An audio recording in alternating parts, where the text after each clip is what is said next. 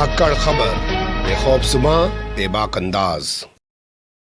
धाकड़ खबर के news room से मैं आपके साथ हूं अकरम रेस खान। बचपन से सुनते आए हैं, पढ़ते आए हैं, फिल्मों में भी देखा है, टीवी सीरियलों में भी देखा है कि जब दुनिया नहीं थी, जब सृष्टि नहीं थी, तब भी वो था। जब दुनिया नहीं रहेगी, सृष्टि नहीं रहेगी, यानी कि प्रलय आएगी, जब कयामत आएगी, तो उसके बाद भी वही रहेगा। उसका एक वजूद है जो था, है और हमेशा रहेगा। लेकिन एक वीडियो मैं आपके सामने रखने जा रहा हूं भारतीय जनता पार्टी के नेता का। उसने दावा कर दिया है कि अगर बीजेपी नहीं होती तो भगवान राम नहीं होते और वो समुद्र में कहीं होते। तो क्यों उस नेता ने इस तरीके का दावा किया है, और उसके दावे से क्या ये सवाल नहीं खड़ा हो जाता है कि क्या ये लोग अपने आप को भगवान से भी बड़ा समझने लगे हैं? क्या इनके रहमो क्रम पर भगवान जिंदा है भारत के अंदर? क्या ये सत्ता में नहीं थे तब भारत में भगवान नहीं थे? इस पर भी गौर कीजिएगा। लेकिन सबसे बड़ा सवाल आपके जहन में जो आना चाहिए वो ये कि कौन सा है ये बीजेपी का नेता, और आखिर इसको इस तरीके का बयान देने की जरूरत क्यों पेश आई। तो 3 हिस्सों में पूरी खबर आपके सामने रखने जा रहा हूं। चलते हैं खबर के पहले हिस्से की तरफ। यहां इस नेता का बयान सबसे पहले मैं आपके सामने रखना चाहता हूं, तो सबसे पहले उसकी जबानी सुन लीजिए, फिर उसका प्रोफाइल आपको बताने की कोशिश करूंगा। अगर आज ये बीजेपी नहीं होती ना, तो ये भगवान राम वहां समुद्र में होते दोस्त, तो तुम और हम सब समुद्र में हिंद महासागर में आना, हम अपन सब भगवान को लेके चलेंगे और वहां डूब के मरेंगे। इस हिंदुस्तान को हिंदुस्तान बचाया किसी ने, है ना, उस पार्टी का नाम है भारतीय जनता पार्टी। ये सड़क नालियां तो और बन जाएगी जिंदगी में, लेकिन अगर सड़क नाली के साथ अगर ये देश नहीं बचा ना, तो ये सब भगवान कहीं कहीं बोलते फिरेंगे दोस्त। थोड़ा पार्टी को समझने का प्रयास करो। केवल वोटों की खेती, इस काम से न उस काम से, इस काम से न उस काम से, ये तो सब होते रहेंगे। अगर आपके और मेरे बाप दादा तलवार नहीं बजाते ना, तो 1000 वर्ष में आज की तारीख में ये जनेऊ नहीं रहती दोस्त। सुन लिया आपने, ये नेता हैं गुलाब चंद कटारिया। वर्तमान समय में नेता प्रतिपक्ष हुआ करते हैं राजस्थान विधानसभा के अंदर। भारतीय जनता पार्टी के वरिष्ठ नेताओं में शुमार किए जाते हैं, इसलिए आप समझ सकते हैं कि नेता प्रतिपक्ष इनको बना रखा है। पिछली सरकार में मंत्री थे और भी कई बार ये मंत्री रह चुके हैं।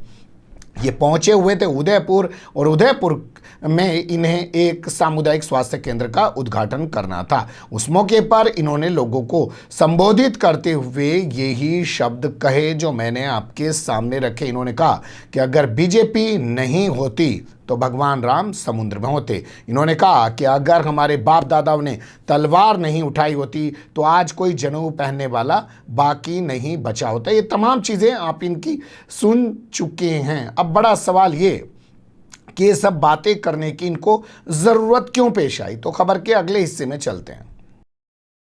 देखिए, उदयपुर की वल्लभ नगर सीट पर बाई इलेक्शन यानी कि उपचुनाव होना है, तो उसी को लेकर बीजेपी वाले परेशान हैं, उसी की तैयारियों में वो लगे हुए हैं। उसी के चलते वो यहाँ पहुँचे थे एक सामुदायिक स्वास्थ्य केंद्र का उद्घाटन करने। बस उन्होंने जोशीला धार्मिक बयान दे दिया।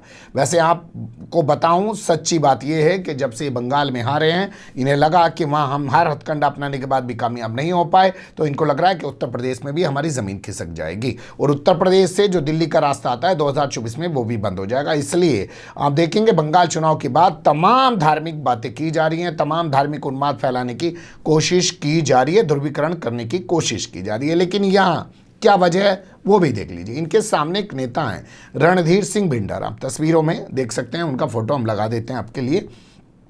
वो यहाँ से कई बार के विधायक रह चुके हैं। 2 बार भारतीय जनता पार्टी से विधायक रहे। गुलाब चंद कटारिया से उनका झगड़ा हो गया, उसके बाद उन्होंने भारतीय जनता पार्टी का त्याग कर दिया, छोड़ दिया और जनता सेना बना दी। 2013 में वो यहाँ से विधायक बन गए। इसके अलावा 2018 में जब चुनाव हुआ तो वो यहाँ पर हार गए।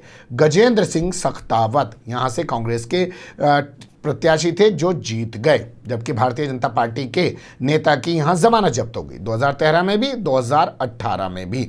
तो उन्हीं रणधीर सिंह बिंडर ने ऐलान कर दिया कि दम है तो गुलाब चंद कटारिया मेरे सामने आके लड़ जाए। तो ये यहां पहुंचे हुए थे तो इन्होंने इस मौके पर यह भी स्पष्ट किया कि अगर पार्टी कहेगी तो ये लड़ने के लिए तैयार हैं। एक गरीब बनिया के बेटे हैं, मैंने पहली बार सुना, आज तक खूब कहानियां पढ़ी हैं मैंने, और ये कहानी पढ़ते हुए हमारे कई ब्राह्मण गुरु हुए हैं, कई ब्राह्मण दोस्त हुए हैं, हम उनसे पूछते हैं कि कहानी में ये क्यों लिखा जाता है कि गाँव में गरीब ब्राह्मण रहता था।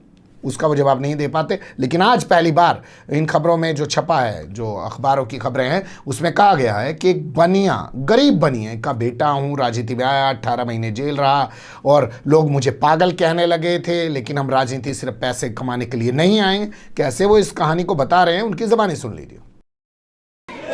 हमने ये जो 70 साल अपनी जिंदगी के जवानी झोंकी ना, तो आंखें बंद करके नहीं झोंकी है, कोई एमएलए की कुर्सी चाटने के लिए नहीं झोंकी है। 2-2 से 18 महीने जेल में बिताए, बाल बच्चे भूखे मर गए, लोग कहते थे तुम पागल हो, छोड़ो, मान लो इनकी बात, दस्तखत करके माफी मांग लो, तुमको जेल से छोड़ देंगे। हमने कहा हम राष्ट्रीय स्वयं सेवक की मट्टी से जल्द में हैं, मर जाएंगे, लाशें बाहर आएंगी, पर ये माफी ना माने, ये माफी ना माने। और इस कारण से हमने राजनीति को केवल कमाई का साधन बनाकर राजनीति नहीं की है दोस्त, हमने राजनीति देश के लिए की, समाज के लिए की, धर्म के लिए की, संस्कृति के लिए की, इस देश की परंपरा और इज्जत के लिए की। हमने राजनीति, दोनों में, राजनीति में फर्क करने का समझ में कोशिश करो यार, तब जाकर के समझ में आएगा बीजेपी है क्या बीमारी, तब जाकर के आपका मन कहेगा कि हम क्या कर रहे हैं और क्या नहीं कर रहे हैं। तो सुन लिया आपने, ये सीधे रणधीर सिंह भिंडर पर इस तरीके से टारगेट कर रहे हैं और जज्बात में आके न जाने क्या क्या बोल गए। और उनके इस बयान के बाद अभी भगवा ब्रिगेड पूरी तरह खामोश बैठा हुआ है। इनको फौरन पार्टी से निकालना चाहिए और उनसे पूछना चाहिए, क्या तेरे दम की वजह से भगवान का अस्तित्व है, या भगवान की वजह से तेरा अपना दम चल रहा है, तेरी अपने सांसें चल रही हैं। लेकिन इससे कोई पूछने वाला नहीं है, क्योंकि ये तो भाजपा का नेता है, ये तो कुछ भी बोल सकता है। अब चलते हैं खबर के तीसरे हिस्से की तरफ। खबर के तीसरे हिस्से में वल्लभनगर सीट का कुछ हाल आपके सामने रख देते हैं। तो जैसा मैंने बताया, वर्तमान समय में 2018 में कांग्रेस के टिकट पर चुनाव जीत कर आए थे गजेंद्र सिंह सक्तावत। जनवरी में उनकी मौत हो गई। उसके बाद इस सीट पर उपचुनाव होना है। 2018 हो, 2013 हो, भारतीय जनता पार्टी की जमानत जब्त हो चुकी है। लेकिन अब उन्हें लग रहा है कि शायद वो यहाँ पे अपनी खोई हुई ज़मीन, जो भाजपा के प्रत्याशी के तौर पर रणधीर सिंह भिंडर के रूप में उनको मिला करती थी, उसे वो हासिल करना चाहते हैं। हालांकि वो जीत असल में रणधीर सिंह भिंडर की है, इनकी नहीं है, लेकिन ये से अपनी जीत मान रहे हैं, इसलिए यहाँ पे इस ज़मीन को पाने की कोशिश कर रहे हैं। उसकी में ये कितना कामयाब हो पाएंगे, कितना नहीं, अभी कुछ कहा नहीं जा सकता है। लेकिन रणधीर सिंह भिंडर को जब हमने सर्च करने की कोशिश की तो उनकी कुछ खबरें मिली। उनकी पत्नी जो है वर्तमान समय में भारतीय जनता पार्टी में महिला प्रकोष्ठ की प्रदेश अध्यक्ष यानी कि प्रमुख हुआ करती है। यानी कि पत्नी आज भी उनकी बीजेपी में, वो जरूर बीजेपी में नहीं है। गुलाब चंद कटारिया से 36 का आंकड़ा होने के बाद उन्होंने बीजेपी छोड़ दिया और फिर से वो बाई इलेक्शन में अपनी किस्मत आजमा रहे हैं। और उसी के चलते ये तमाम विवाद खड़ा हो रहा है। उन्होंने चुनौती दी है गुलाब चंद कटारिया को कि अगर दम है तो आके चुनाव लड़ लो और हार के यहाँ से जाओगे। लेकिन गुलाब चंद कटारिया ने कहा कि पार्टी कहेगी तो, वरना तो खुद ही ऐलान कर देना चाहिए गुलाब चंद कटारिया को कि मैं पार्टी से अपील करता हूं कि मुझे यहीं से मैदान में उतार दे। कुल मिलाकर ये चुनाव वाली बात को छोड़ दीजिए, आ जाइए असल मुद्दे पर कि एक भगवा ब्रिगेड पार्टी का नेता ये कह रहा है कि अगर बीजेपी ना होती तो भगवान समुद्र में होते। तो क्या ये हल्की बात है? क्या इस पे बात नहीं होनी चाहिए?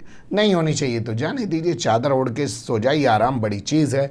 बने रहिएगा धाकड़ खबर के साथ। कमेंट्स के रूप में आप लोग अपनी राय दे सकते हैं, खबर को लाइक कर सकते हैं, चैनल को सब्सक्राइब कर सकते हैं और ज़्यादा से ज़्यादा हमारी खबरों को शेयर कर सकते हैं। फिर ऐसे ही किसी सुलगते हुए या उलझते मुद्दे लेकर मैं आपके सामने हूँगा हाजिर। फिलहाल अभी मुझे दें इजाज़त।